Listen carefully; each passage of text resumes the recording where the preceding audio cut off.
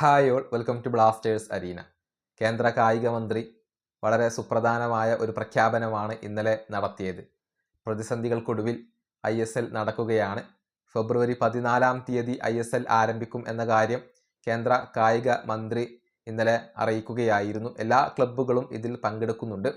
Single leg ഫോർമാറ്റിലാണ് മത്സരങ്ങൾ നടക്കുക.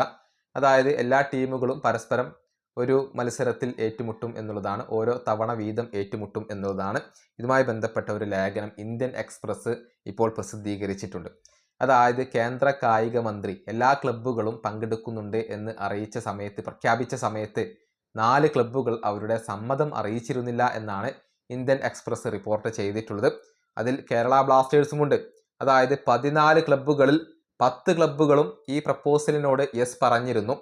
എന്നാൽ Kerala Blasters, Odisha FC, Chennaiyin FC, Mohun Bagan ഈ 4 ക്ലബ്ബുകളും രാത്രി വരെ ഫെഡറേഷനോട് സമയം തേടുകയായിരുന്നു.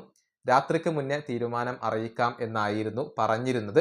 പക്ഷേ കേന്ദ്ര കായിക മന്ത്രി എല്ലാ ക്ലബ്ബുകളും പങ്കെടുക്കുന്നുണ്ട് എന്നുള്ള ഒരു പ്രഖ്യാപനം നടത്തി എന്ന് പറയുമ്പോൾ എല്ലാ ക്ലബ്ബുകളും പങ്കെടുക്കാൻ നിർബന്ധിതരായി എന്ന് പറയേണ്ടി വരും. അത്തരത്തിലുള്ള ഒരു അപ്ഡേറ്റ് ആണ് ഇന്ത്യൻ എക്സ്പ്രസ് ഇപ്പോൾ നൽകിയിട്ടുള്ളത്. ഇനി മറ്റൊരു കാര്യം ആശിഷ് നേഗി പറഞ്ഞിട്ടുള്ളത്, എല്ലാ ക്ലബ്ബുകളും പാക്കറ്റ് എടുക്കാൻ ഇപ്പോൾ തീരുമാനിക്കുകയാണ്. അതായത് താരങ്ങൾ തങ്ങളുടെ സാലറി കുറയ്ക്കേണ്ടി വരും. 275 കോടി രൂപയുടെ ഒരു ബ്രോഡ്കാസ്റ്റ് ഡീൽ ഉണ്ടായിരുന്ന സമയത്ത്, ISLന് ബ്രോഡ്കാസ്റ്റ് ഡീൽ ഉണ്ടായിരുന്ന സമയത്തായിരുന്നു എല്ലാ താരങ്ങളുടെയും കോൺട്രാക്റ്റുകൾ വന്നിരുന്നത്. അതായത് ക്ലബ്ബുകൾക്ക് നല്ല രൂപത്തിൽ വരുമാനം ഉണ്ടായിരുന്ന ഒരു സമയത്തായിരുന്നു ഈ കോൺട്രാക്റ്റുകൾ വന്നിരുന്നത്. പക്ഷേ ക്ലബ്ബുകളുടെ വരുമാനം ഇപ്പോൾ വലിയ രൂപത്തിൽ കുറയുകയാണ്.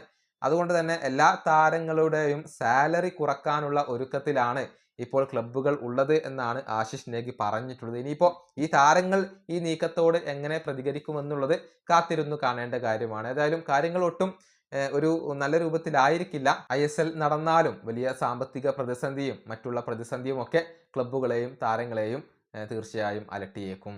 ഈ വീഡിയോ അവസാനിപ്പിക്കുന്നു. അടുത്തൊരു വീണ്ടും കാണാം.